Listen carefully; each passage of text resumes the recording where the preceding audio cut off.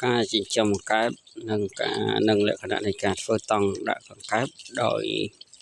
nghề đòi xua đòi chầm bạch đòi mình chầm bạch dương chầm hài tràn tê chứng dương miền tại đàm bồng bồng là xâyឬក៏កូនឈើហើយនឹងខ្សែបែបនេះហើយតង់ពីកូននឹង3 1 ម៉ែត្រមកស្បៃឈប់ឬក៏យើងហៅថាស្បៃ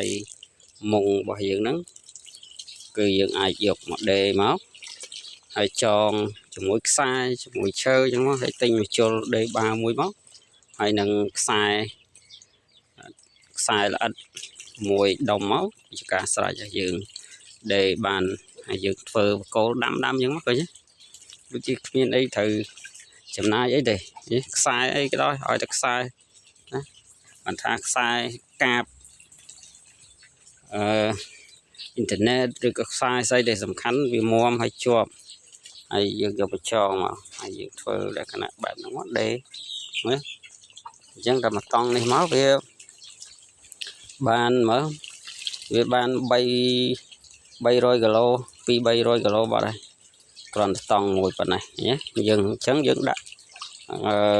មួយតង់យើងអាចដាក់បាន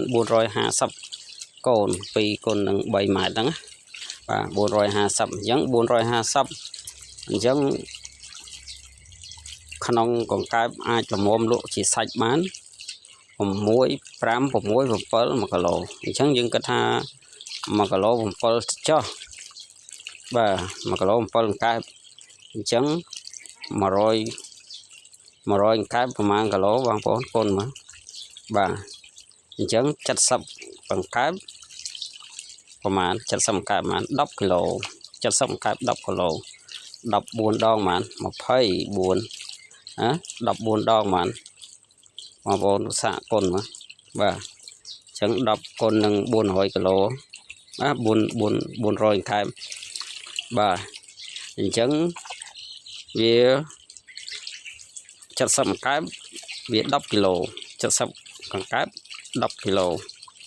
អញ្ចឹងបើ400កង្កែប40គីឡូនេះ40គីឡូសូមអធិស្ឋានគិតម្ដងទៀតឲ្យបងប្អូនជួយគិតឲ្យច្បាស់ទេណាយើងគ្រាន់តែថាឥឡូវ7កង្កែប1គីឡូ70កង្កែប10គីឡូអញ្ចឹង7គុណនឹង4បាទ70កង្កែបគុណនឹង4មកវាឃើញប្រមាណបាទ40គីឡូ40គីឡូយើងនៅសល់100សល់30គុណនឹង4ដងទៀតមកសល់ប្រមាណហើយ50ទៀតប្រមាណយើងគុណមកផ្លែនកាសូស្រួលសឹងអីតែអ្វីសំខាន់ចង់ចែករំលែកជាមួយបងប្អូនជាមួយក្នុងវីដេអូនេះគឺថាការចិញ្ចឹមកង្កែបហ្នឹងគឺវាងាយស្រួលទេហើយយើងអាចជាលក្ខណៈបង្កាត់កូនខ្លួនឯងក៏បានទិញគេក៏បានបើទិញគេឆាប់បានលុយវាcònអស់លុយក្នុងការចំណាយដើមទិញប៉ុន្តែវាឆាប់បានលក់ហើយបើយើងបង្កាត់កូនខ្លួនឯងអ្វីបើតែវាមិនចំណាយលុយប៉ុន្តែក៏ចំណាយពេលយូរណាចំណាយពេលយូរចិញ្ចឹមទិញកូនមកលក់តែ2ខែបានលុយហើយបើចិញ្ចឹមបង្កាត់កូនខ្លួនឯង3ខែទៅ4ខែបានលុយឃើញទេខុសគ្នាឆ្ងាយហើយថ្មីបើយើងចំណាយលុយ4 10 20ម៉ឺនទិញម្ដងមិនប៉ុន្តែយើងទិញមកធំស្រាប់ឃើញទេទិញមកធំស្រាប់ហើយកូនកែបនេះវាជិត2ខែបាទកូនកែបជិត2ខែអញ្ចឹងវាធំហើយស៊ីចំណី6លីណា6លី7លីអីក៏ស៊ីបានដែរ8លីក៏ស៊ីបានដែរតែវាធំពេកវាស៊ីឆាប់ឆ្អែតអញ្ចឹងយើងដាក់ឲ្យវាស៊ី6លីឬក៏4លីមកពេញស្អាតបាទហើយឆាប់ធំកែបឃើញទេសុខភាពវាល្អទុំទលន់ហើយការចែករំលែកនេះគឺគាត់តែចង់និយាយថាយើងសល់ពេលពីការងារពីធ្វើអីផ្សេងគឺយើងអាចចិញ្ចឹមកែបបានព្រោះការចិញ្ចឹមកែបមិនចាំបាច់តើយើងចិញ្ចឹម 100% មានយកមកចិញ្ចឹមវាក៏បាននោះទេអញ្ចឹងយើងអ្នកធ្វើការងារក៏បានដែរព្រោះកង្កែបយើងចិញ្ចឹមទិញកូនវាមិនពិបាកទេយើងគ្រាន់តែមួយថ្ងៃលាងទឹកម្ដងឃើញទេមកពីធ្វើការវិញម៉ោង6ម៉ោង7ហើយថ្មណាក៏ឲ្យស៊ីបានដែរកំភៃហើយកង្កែបវាអត់មានឈឺក្បាលវាអត់រស់រឿងអីយើងទេយើងតាណាក៏ទៅសំខាន់មានទឹកអញ្ចឹង មានទឹកនៅក្នុងតង់អញ្ចឹងណាមានទឹកក្នុងតង់ហើយមានចំណីមកព្រោះចំណីកង្កែបវាថ្លៃជាងចំណីផ្សេងបន្តិចប៉ុន្តែជាលក្ខណៈពិសេសរបស់វាគឺងាយស្រួលអញ្ចឹងទៅណាក៏ទៅធ្វើអីក៏ធ្វើទៅ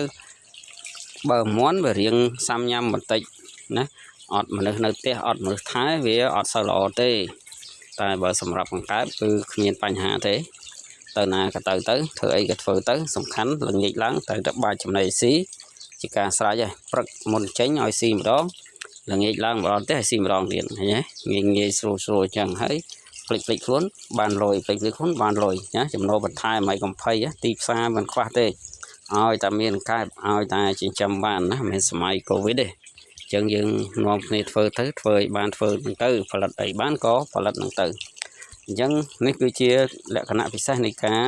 ចិញ្ចឹមកង្កែបអញ្ចឹងបងប្អូនចង់បានកង្កែបសាច់ចង់បានមេពូជកង្កែបចង់បានកូនកង្កែបចង់បានមាន់កូនមាន់ពងមាន់ស្វាយអីអាចតាក់ទងមកបានណាយើងមានការចែកចាយត្រឹមល្មមសម្រាប់បងប្អូនទាំងអស់គ្នាសម្រាប់កង្កែបត្រឹមចាប់ម្ដង50គីឡូ100គីឡូអីបងប្អូនអាចតំណងបានហើយ